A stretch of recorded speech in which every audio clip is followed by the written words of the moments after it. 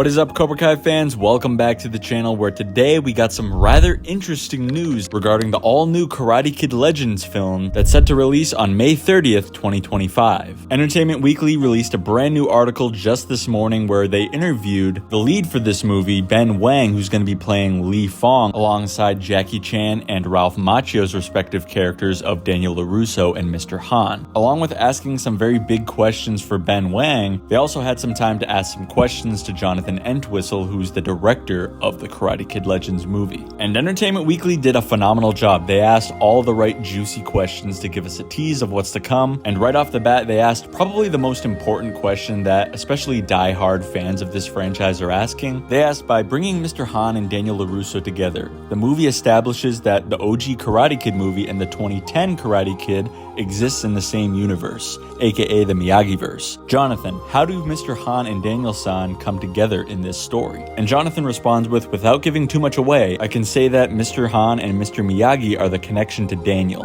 The Han family and the Miyagi family are connected all the way back to the old times. And there's a mention of this within the Karate Kid movie canon for those people who want to go looking for it. Now, like I said before, this is definitely the most popular question amongst fans, as it was made clear in the past from John Hurwitz, the Cobra Kai co-creator himself, that the original Karate Kid movies with Daniel LaRusso and Mr. Miyagi and the 2010 Karate Kid remake with Jaden Smith and Jackie Chan took place in two completely separate universes. They were not canon to each other. That explains why, if you go back and have a good memory to season 1 of Cobra Kai, Robby makes an interesting remark saying that he feels like Jackie Chan while training in the woods with Daniel. But now this movie throws everything that we thought we knew about the canon and the franchise completely out the window. And the mention that Jonathan talks about in his response to this question, where he says if you want to go looking for the connection between the Han family and the Miyagi family, there's nothing, of course, that explicitly says that the Miyagi family and the Han family had deep ties in the past. But if you use your intuition, it's pretty easy to figure out. If you remember, of course, from the original Karate Kid movie, specifically Karate Kid 2, let's say, Miyagi explains to Daniel the true origin of Miyagi-Do karate, and that the founder of his family's karate was Shimpo Sensei. And the way that he obtained the knowledge of all this family karate that's been going on for centuries is that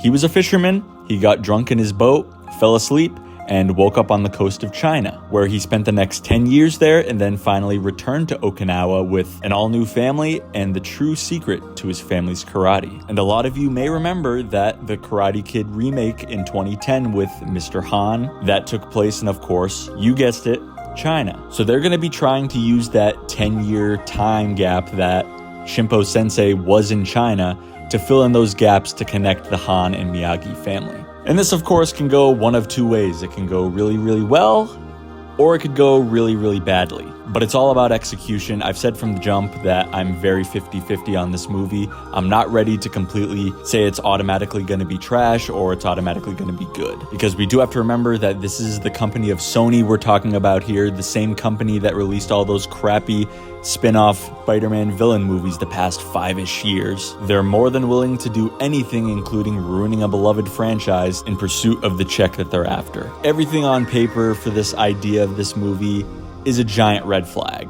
The only saving grace here that's keeping me on the fence is Ralph Macchio's involvement, because he stated time and time again how much he holds this franchise and the character of Mr. Miyagi and Daniel LaRusso so close and near and dear to his heart. I also know that a lot of fans are calling him a sellout, saying he just wanted the payday. That very well could be true, but I hope that it isn't, because that would just mean that Ralph is a sellout, which I'm praying that he isn't. I'm really hoping that he approached this film with the skepticism and the openness as well, but mostly being skeptical, and I just hope that Sony has a good idea. But given their track record over the past decade, it's the same company that gave us a great film like Across and Into the Spider-Verse, but also gave us those crappy spin-off Spider-Man movies. I'm not going to try and use Cobra Kai to gauge how well this film is going to do, because Sony Pictures TV and Sony Pictures are indeed under the same umbrella of Sony, but at the same time, they're still two different entities at the end of the day. Now, the last question that I want to talk about here in today's video is another one directed towards the director, Jonathan Entwistle, and they ask, Jonathan, were you in contact with the Cobra Kai creators throughout production?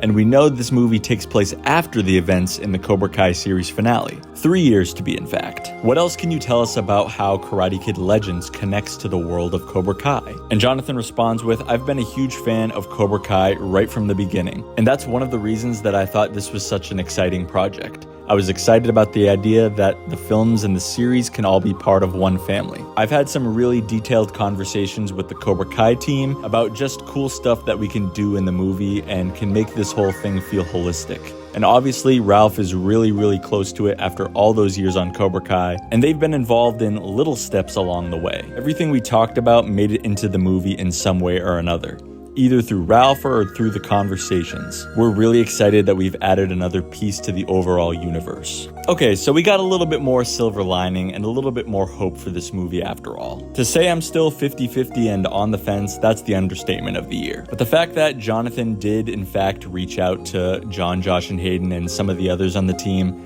that definitely a small light at the end of the tunnel. It's also great to hear that they incorporated everything that they talked about when talking to the Cobra Kai team into the movie in some way or another, like John says. Because when something like that happens and you actually see it through to fruition, it means that the director Jonathan actually values what the Big Three and the rest of the team had to offer. We know that the Big Three have no shortage of knowledge to this universe, and they're the best. Honestly, they should have been in charge of this project from the jump. And that's in no way trying to discredit or disrespect Jonathan, but let's be real. The Big Three now have a very solid track record on making successful Miyagi-verse projects.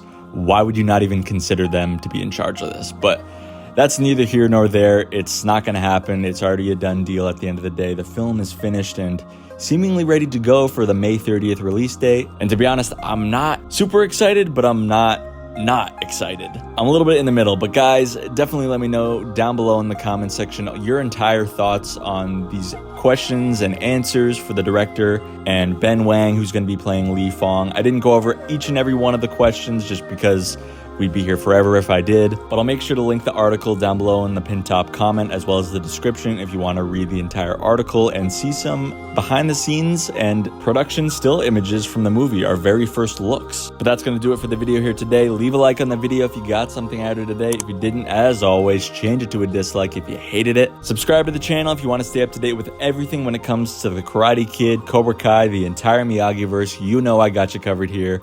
Thank you all so much for watching, and I'll see you in the next one. No mercy.